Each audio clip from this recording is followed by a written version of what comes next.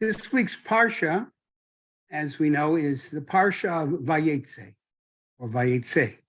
It indicates and begins with Yaakov Avinu's fleeing his home in Eretz Israel, Eretz Canaan, and going at his mother's request and his father's acceptance to the house of her mother's brother, Lavan, his mother's brother, Lavan. And it's interesting, some Meforshim point out that this is the first example, when he meets Rachel, first example of romantic love in the Torah itself. When Avram Avinu sent Eliezer for to find a wife for Yitzchak,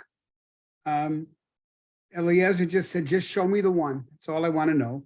Hashem, you be the Shatran, and we'll take care of it. But when it came to Yaakov Avinu, Yaakov runs away. He sees, when he finally gets to Haran, which is no short trip, by the way, we're talking about a couple of 100 miles. By the time he gets to Haran, he meets the people there, and then he sees Rachel. And of course, the Torah tells us that the shepherds who were there would meet at a prescribed time in the evening, usually, and there they would together gather to roll this large stone off of the well. And speculation is either that it was the stone was so large that no one person could move it. That's obviously to prevent thieves or individual thieves anyway from getting the water.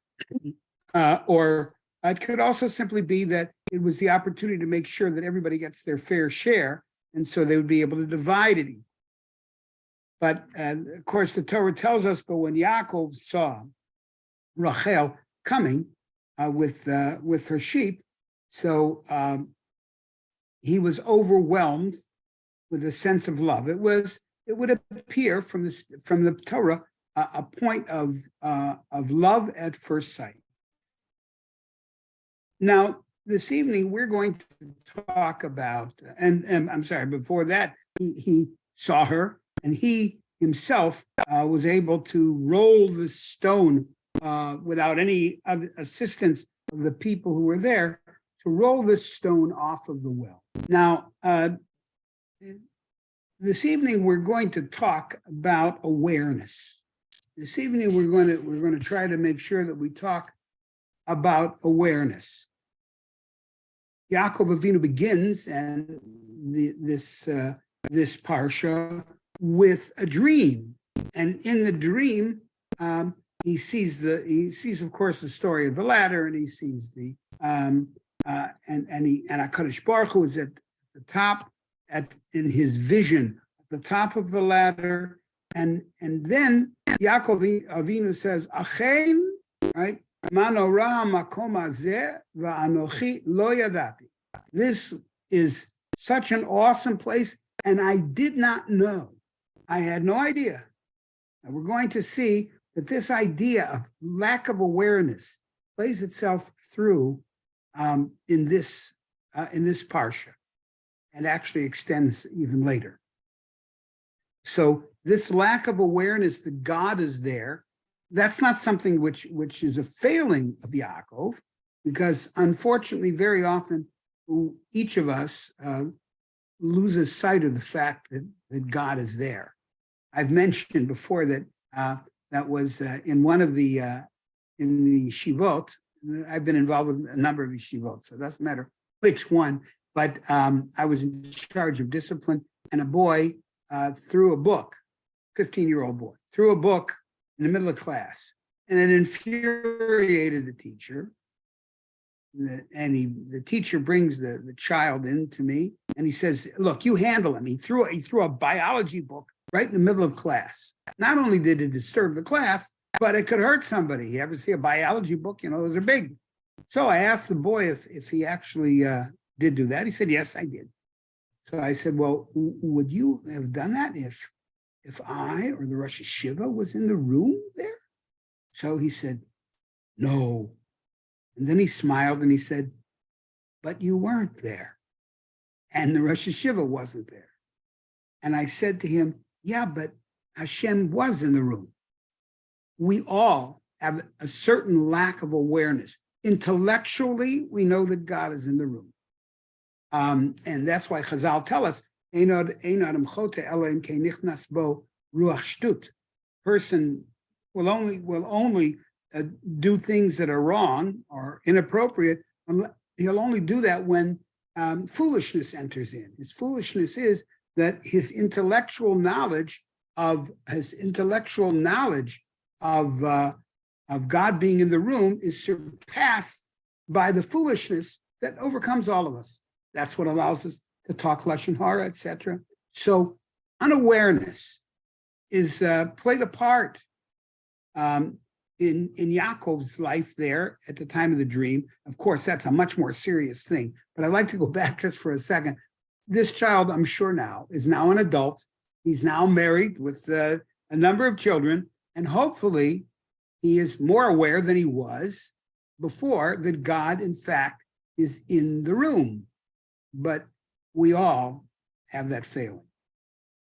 Now, we're going to talk today about one of the most painful encounters that we have in the entire Torah. And that is as Rachel gave up, as Chazal tell us, Rachel gave up her position of marrying Yaakov. She gave it to her sister Leah. Beautiful midrashim about that. But we see that concern, that understanding, that compassion gives way to jealousy. That's as a matter of fact, that's exactly what the Torah tells us. That as she sees Leah has her first child and second child and third child and fourth child, Rachel Imenu is overcome by literally what the Torah says with kin'ah. He's overcome with kin'ah. And she goes to her husband, Yaakov, and I'll read the pasuk for you. Vatera Rachel kilo yalada Yaakov. Now Tera here does not mean she saw. It means she understood the implication that she may well not ever be able to have a child. Vatikane Rachel ba'achota. Here it is very clear there's a sense of jealousy that Rachel has for her sister, whom she gave up her at least her place in marriage to her. But now that love gives way to kina, to a sense of jealousy. But Tomer El Yaakov, and she said to Yaakov, one of the most heartrending statements: Hava li banim, give me children, v'im ayin meita anochi, and if not, I'll just die. Now, of course, as we're reading it 3,000 years later and distant, and we don't know any of them, and we don't know either Rachel and we don't know Yaakov. I mean, it's painful. But if we put ourselves in the room, this time in the room, we can see the terrible pain and her emotion. But now we're going to take a look at Yaakov. Vayichar af Yaakov berachel. Rachel was jealous of her sister. She is in deep pain. And what is Yaakov's response? Vayichar af Yaakov berachel. He was angry with her. Now the word vayichar or vayichar and the shorish is chet resh he means strong emotion. It does not always mean anger. It just means upset, deep emotional upset. That's what it means. But here, and the Torah does not always say vayichar af. That means he was angry. the emotion of anger. But sometimes it just says vayichar, and that doesn't mean anger. It means strong emotional response. Here, it's anger. And that's what makes it so hard to understand. How do you get angry? Why are you angry? All right. Vayichar af Yaakov birachel, against Rachel, vayomer. Hatachat Elohim anochi. You expect me to be in place of God? And then asher mana mimech pri baten, that God has withheld from you children. What do you want? Again, were we in the room, I don't think it would be very, very hard for us to bear. So the question is, who's at fault here? Is it Rachel? Is it Yaakov?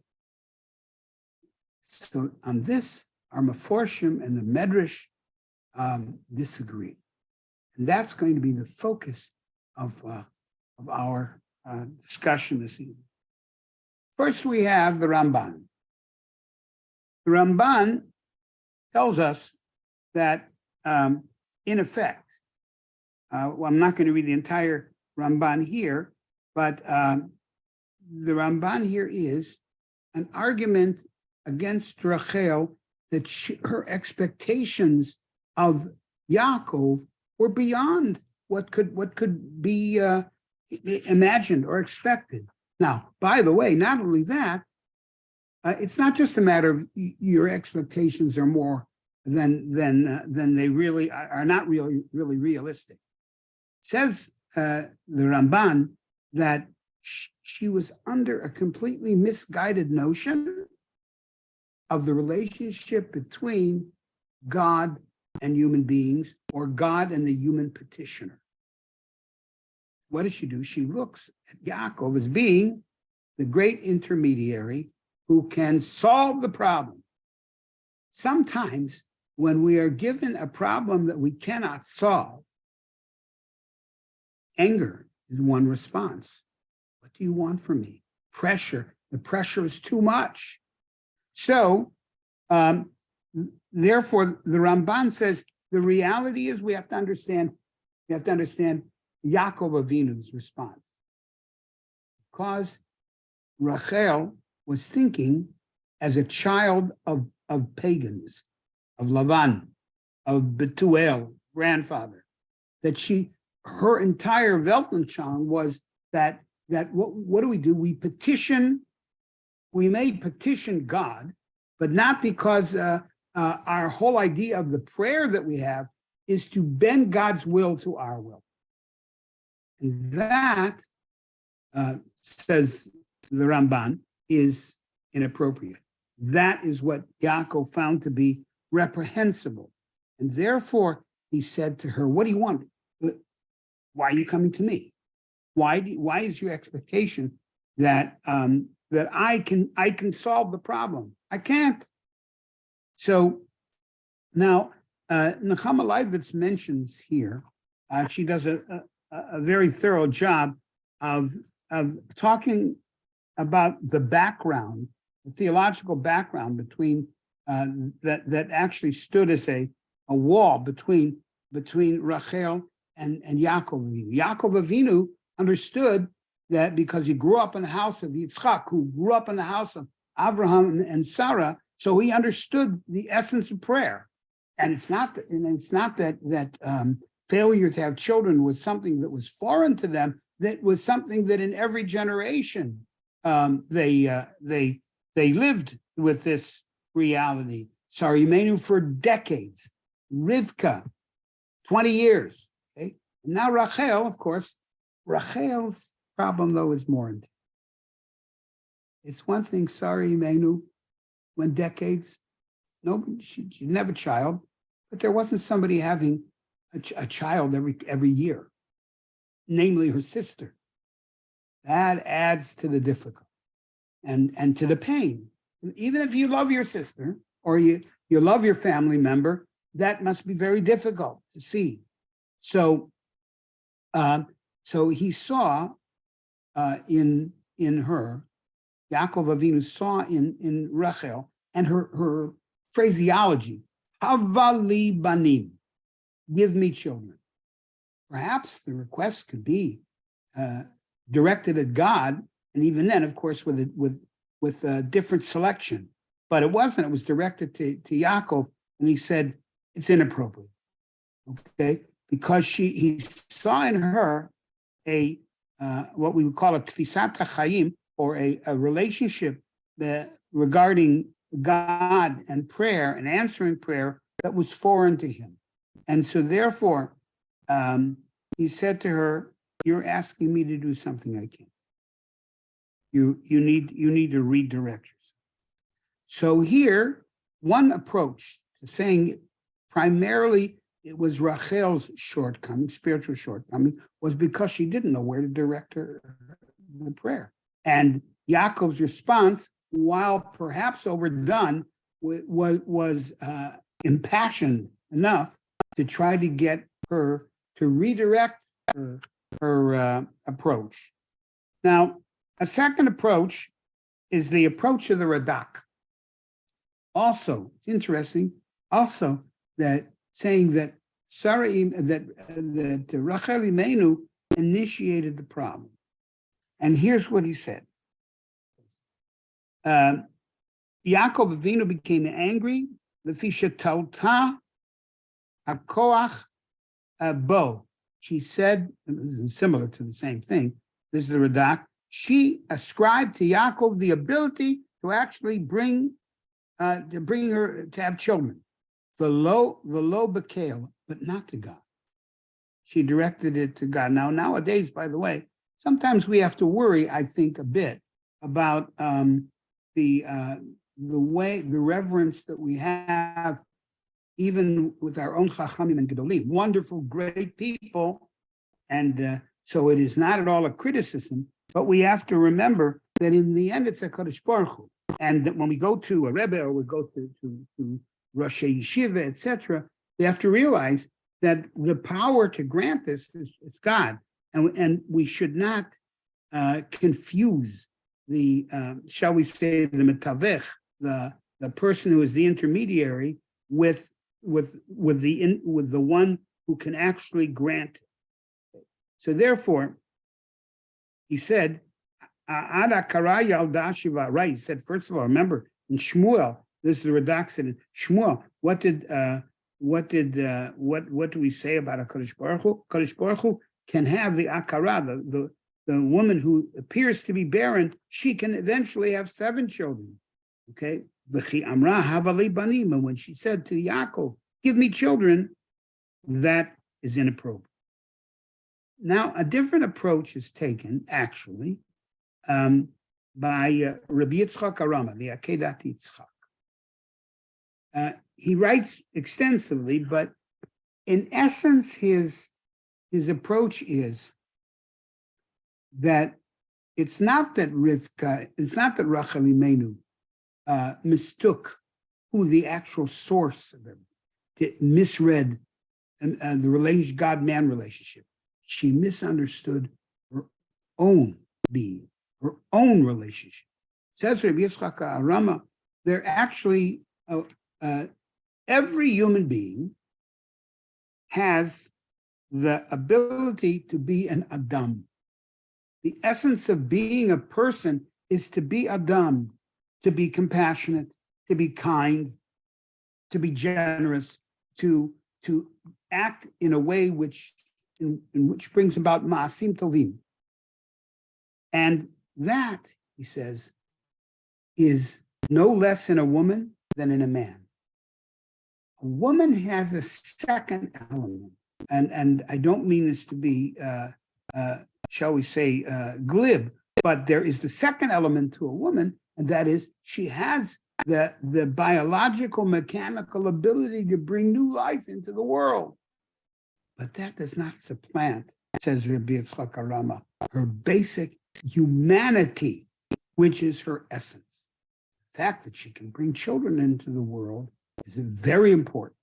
I did that, very important, but it does not supplant, it's not in place of she is no less a human being if she can't have children, for whatever reason that she can't. And so therefore, Yaakov became angry with her.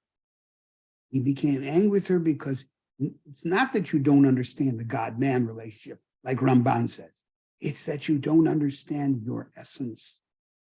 And you have to realize that, of course, in addition to Hashem giving within womankind the ability to bring children into the world, they also must have the concept of compassion and to love, to provide to children, to nurture children. That's true. And therefore, that's one of the elements that most women feel, that they want a child to nurture, to help bring up into the world. But that is not a substitute for her essence. Her essence, like the man's essence, is to do good in the world, to bring chesed and kindness into the world. So Yaakov Avinu became upset with Rachel Imenu, and therefore that's the reason for his anger, or for what some people would think is overreaction.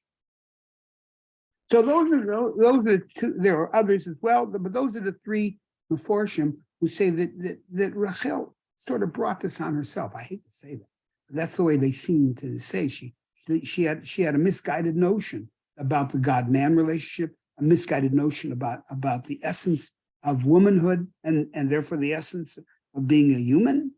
And so therefore, that was her mistake.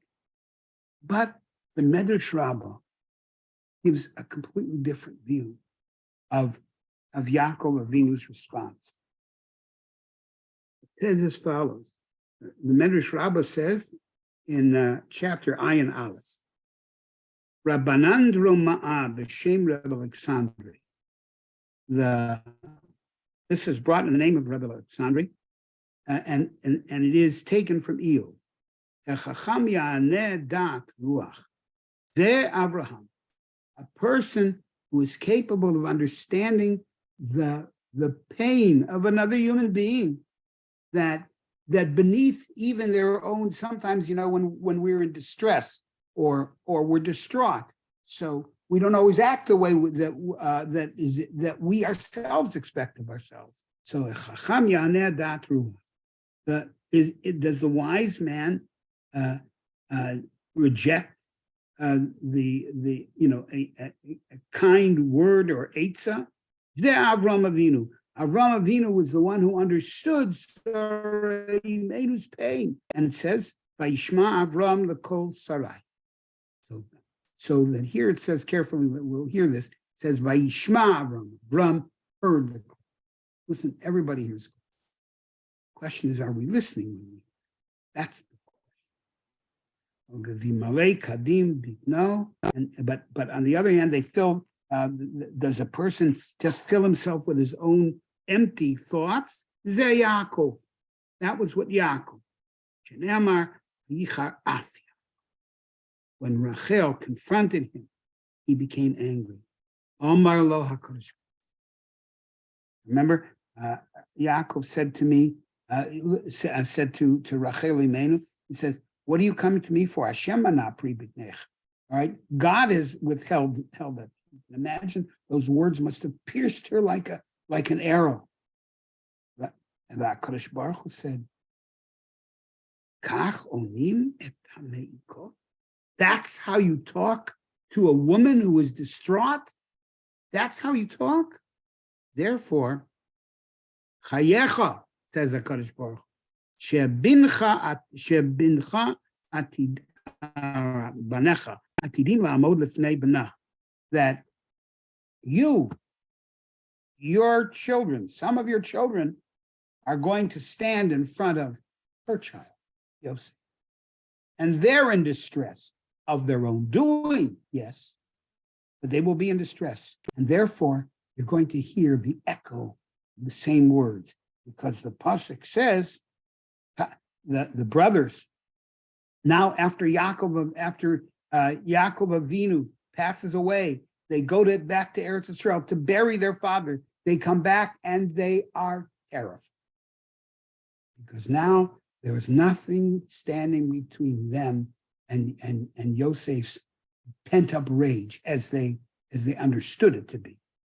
So they said to him, listen, they even made up a lie.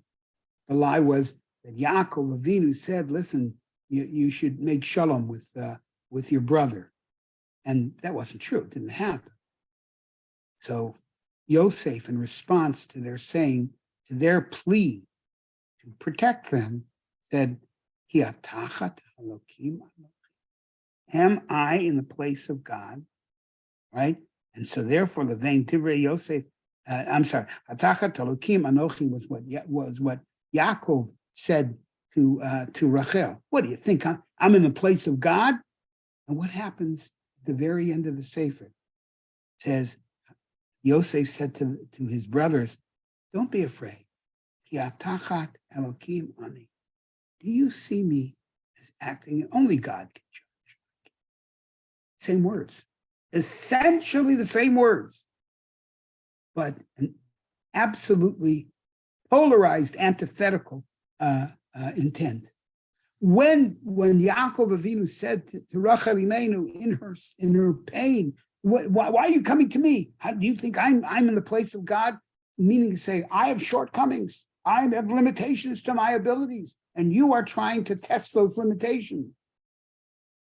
But when Yaakov, and that was, by the way, Nechama Leibovitz says, that was to camouflage his own feelings of A, inadequacy, and B, his desire not to become involved in this. After all, he already had children. The Medrash says that too. I have children. I don't know what the problem is. But when the brothers went to Yosef and they said, spare us, he said, you don't have anything to worry about. Same words. Yatachat Elokim Ani. Am I in place of God? Only God can judge you, not I. So Nechama mentions that it's not just that Hashem devised a means by which Yosef, Yaakov, Yosef, the son of Rachel, could get back at them for what he did to his mother. No, it's that we see an absolute polar transition between the same words. The context is different and the intent is different. One is to show almost a certain degree of arrogance. What do you think, I'm God? To a degree of the humility that knowing that human beings have limitations. I'm a human being. You must redirect the way you think to HaKadosh Baruch Hu and not. That is the story that we have. Now, we're going to end with a beautiful essay by Rabbi Sachs, Zatzal. And again, honestly, no royalty, but it's a good idea. And every Jewish Anglo library should have certain things. And this one is his books. He has his own library he wrote. So he talks about here in Parshas Vayeitzei.